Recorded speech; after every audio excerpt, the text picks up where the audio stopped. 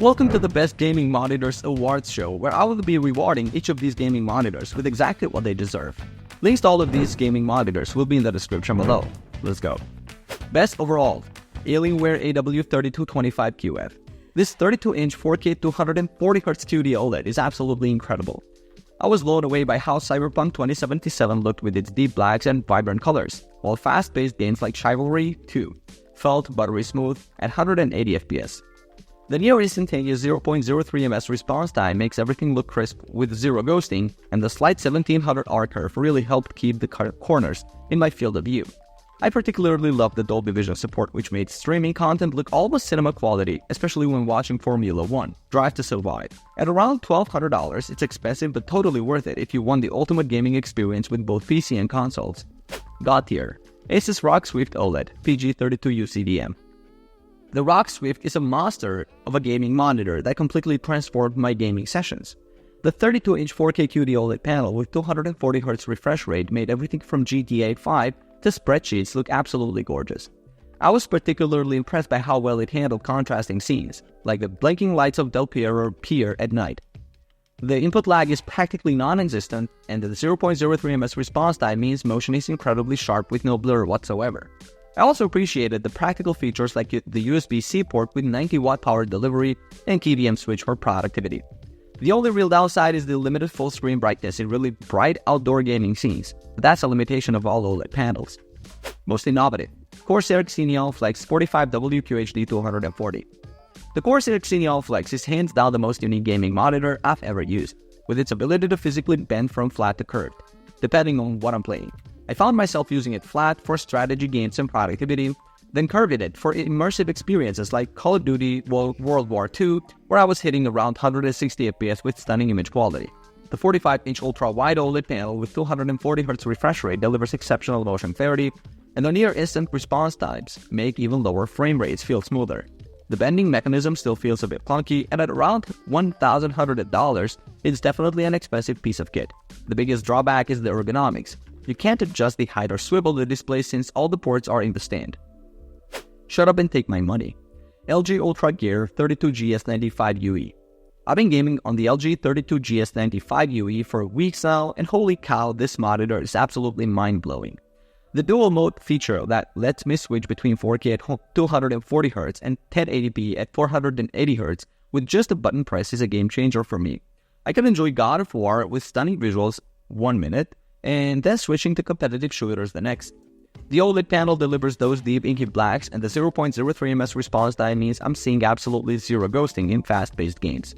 Even though it's pricey at around $1,400, the incredible picture quality combined with the dual mode flexibility makes this the ultimate gaming monitor that I just had to empty my wallet for. The overachiever, Sony InZone M10s. The Sony InZone M10s has completely blown me away with its ridiculous 480Hz refresh rate that makes even the most frantic shooters look buttery smooth. When I was playing Overwatch 2, I noticed my Pharah gameplay felt noticeably more responsive, giving me that split-second advantage to dodge incoming fire. What really impressed me was the monitor's build quality. That unlimited swivel stand is like a giant fidget spinner that I can't stop playing with, and the tiny footprint means I've got more desk space for my setup. The OLED panel delivers those perfect blacks and vibrant colors that make games pop, though I did notice some BR flicker when frame rates fluctuate. The competitive gamers who want premium features without compromises, this monitor delivers everything you could ask for. Best bang for your buck. Alienware AW2725QF. I've been testing the Alienware AW2725QF, and for around under $500, this monitor is an absolute steal with its dual mode capability that lets me switch between 4K at 180Hz and 1080p at 360Hz.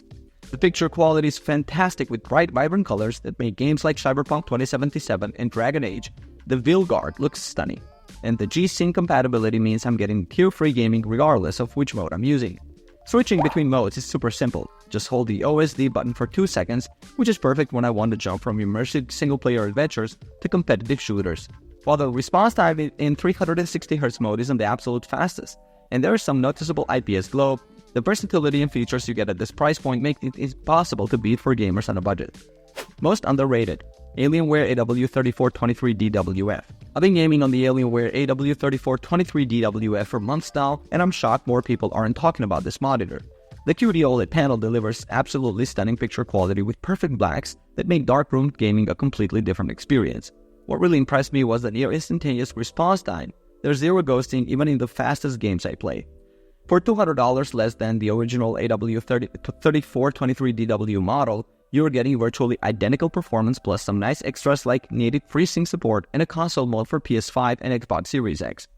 The 165Hz refresh rate over DisplayPort is buttery smooth, and honestly I can't imagine a better ultra-wide gaming experience right now.